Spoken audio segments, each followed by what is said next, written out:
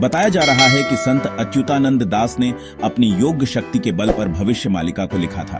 कहते हैं कि मालिका नाम से 21 लाख किताबें हैं। ये ग्रंथ ओडिशा में जगन्नाथपुरी के मठों, मंदिरों और महंतों के पास अलग अलग रखे हुए हैं, लेकिन अच्युतानंद दास ने 318 पुस्तकें भविष्य के विषय पर लिखी है। इन पुस्तकों को अच्युतानंद मल्लिका के नाम से जाना जाता है। हालांकि उनके नाम पर कई लोग अब झूठी भविष्यवाणियां भी प्रचारित कर रहे हैं, जो कि भविष्य मालिका में लिखी ही नहीं है। भविष्य मालिका के अनुसार धरती 3 चरणों से गुजर रही है। पहला कलयुग का अंत होगा, दूसरा महाविनाश होगा और तीसरा आएगा एक नया युग। किसान खेती का काम बंद कर देंगे और जंगली जानवर गांव और शहर पर हमला करना शुरू कर देंगे। बदल जाएगी धरती की धुरी। इसके बाद कई भूकंप आएंगे। आसमान में 2 सूर्य निकलने का आभास होगा।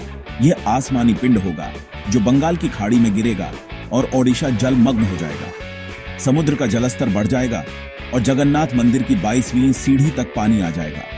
तब भगवान के विग्रह को उनके भक्त छातियां बटा ले जाएंगे। धरती पर हो रही प्राकृतिक आपदाओं के कारण धरती पर 7 दिनों तक अंधेरा रहेगा। कहा जा रहा है कि यह घटना 2022 से 2029 के बीच होगी। एक ओर प्राकृतिक आपदाएं होंगी तो दूसरी ओर होगा महायुद्ध। तीसरे विश्व युद्ध की शुरुआत शनि के कुंभ राशि में प्रवेश करने पर हो जाएगी। तीसरा विश्व युद्ध 6 साल 6 माह तक चलेगा। चीन 13 मुस्लिम देशों के साथ मिलकर भारत पर हमला कर देगा। आखिरी के 13 माह भारत युद्ध में शामिल होगा और यह भारत की लड़ाई होगी। भारत की इसमें विजय होगी। भारत सदा के लिए अपने दुश्मनों को न सिर्फ खत्म कर देगा बल्कि विश्व गुरु भी बन जाएगा। भारत का आखिरी राजा एक शक्तिशाली हिंदू राजा होगा जो योगी पुरुष होगा और जिसकी कोई संतान नहीं होगी। उसमें विश्व का नेतृत्व करने की अद्भुत क्षमता होगी और वह धर्म के सहारे शांति स्थापित कर पाएगा। उस वक्त ओडिशा का अंतिम राजा गजपति महाराज होगा। इसी दौरान भगवान कल्कि प्रकट होंगे जो युद्ध में भारत का साथ देंगे। अमेरिका का एक बड़ा हिस्सा जलमग्न हो जाएगा। चीन के कई टुकड़े हो जाएंगे। पाकिस्तान का नामो निशान ही मिट जाएगा। पाकिस्तान के साथ मिलकर लड़ने वाली शक्ति कमजोर और दयनीय हो जाएगी। रूस एक हिंदू देश बन जाएगा। यूरोप युद्ध लड़ने लायक नहीं रहेगा। वहां की जनसंख्या न के बराबर होगी। यूरोप की लगभग सभी आबादी नष्ट हो जाएगी। अंत में रूस सफलता प्राप्त करेगा। विजयी रूस को आगामी अवतार वश में करेगा। लोग कीट पतंगों की तरह मरेंगे और विश्व की जनसंख्या केवल 64 करोड़ ही रह जाएगी। चीन तबाह हो जाएगा। रूस हिंदू राष्ट्र बन जाएगा। भविष्य मालिका के अनुसार 2025 के बाद का समय एक विभीषिका के समान होगा। वहीं लोग बचेंगे तो सत्य और धर्म के मार्ग पर चलेंगे। भारत के संदर्भ में कन्नड़ में लिखी भविष्यवाणी के अनुवाद में यह कहा जाता है कि 6 और 7 का जोड़ 13 होता है और इसी में 13 और मिलाने से 26 अंक आता है। इसी 26 अंक के माध्यम से अच्युतानंद दास ने भारत पर होने वाले हमले के बारे में भविष्यवाणी की है। शनि जब मीन राशि में प्रवेश करेंगे तब भारत पर संकट के बादल छाएंगे।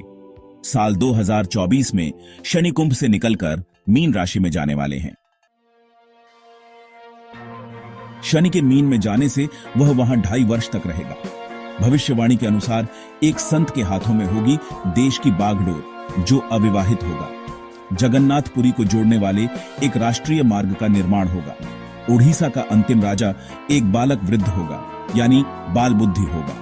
भगवान जगन्नाथ के धामपुरी मंदिर के ऊपर से पत्थर नीचे गिरेंगे और मंदिर का ध्वज कई बार गिरेगा। इस दौरान प्राकृतिक आपदा के चलते भारतवर्ष में नीलंचल यानी जगन्नाथपुरी समुद्र के गर्भ में विलीन हो जाएगा। बुजुर्गों और शिक्षकों को निरादर होगा। वहीं पाखंडी लोग धर्मगुरु बनकर लोगों को छलेंगे। भविष्य में लोगों के मन में धर्म, संवेदनशीलता, प्रेम और संस्कार खत्म हो जाएंगे। नेक और धार्मिक भक्तों का मजाक उड़ाया जाएगा।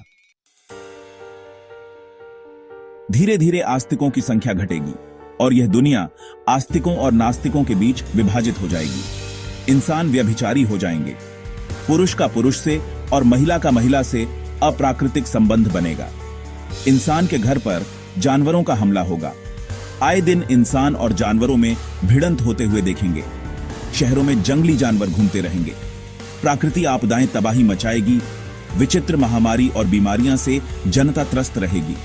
हवाएं लोगों को बहुत परेशान करेगी, महंगाई इतनी बढ़ जाएगी कि जनता सड़कों पर आंदोलन करेंगे। कलयुग के अंत के समय जीवन देने वाला सूर्य जीवन लेने वाला बन जाएगा। महागुप्त पद्म कल्प के अनुसार भगवान जगन्नाथ अपने हाथ में 12 हाथ की खड्ग लेकर पूरी धरती पर भ्रमण करके समस्त मल्लेच्छ लोगों को संहार करेंगे। जब सभी का संहार हो जाएगा तभी कलयुग का अंत हो जाएगा। भगवान कल की संभल ग्राम में होगा। संभल ग्राम उत्तर प्रदेश में भी है और उड़ीसा में ही है। कल की भगवान का नाम चक्रमणि या चक्रधर होगा।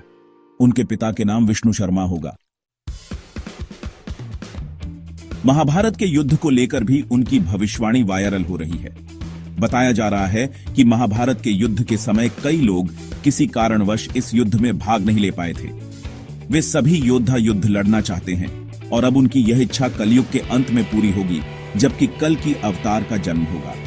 भगवान बलराम भी युद्ध में भाग नहीं ले पाए थे। बलराम जी को ही जगन्नाथपुरी में बलभद्र के नाम से जाना जाता है।